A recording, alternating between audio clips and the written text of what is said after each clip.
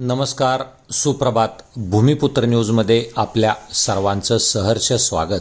आज शनिवार दिनांक 11 जुलै 2026 नीरा खोऱ्यातील भाटघर, नीरा देवघर, वीर आणि गुंजवणी याचबरोबर भीमा खोऱ्यातील उजनी धरणाची पाणी पातळी.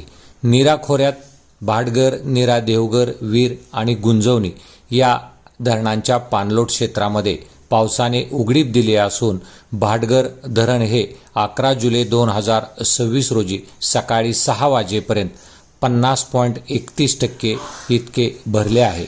याचबरोबर याच खोऱ्यातील नीरा देवघर हे धरण 58.34% इतके भरले आहे. तर वीर धरण हे 100% भरले असून या वीर धरणातून नीरा उजव्या कालव्याला 1500 क्युसेक तर नीरा डाव्या कालव्यातून 827 क्युसेकने पाणी सोडण्यात येत आहे.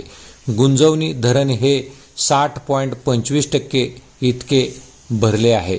याचबरोबर गत वर्षी 11 जुलै 2026 रोजी याच 4 धरणातील मिळून एकूण पाणीसाठा हा 73.16% इतका होता.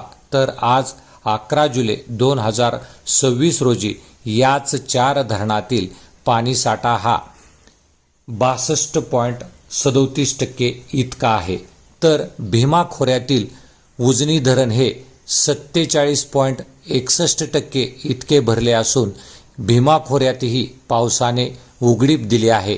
तर उजनी धरणात दौंड येथून येणारा पाण्याचा विसर्ग हा 10,939 क्युसेक इतका आहे.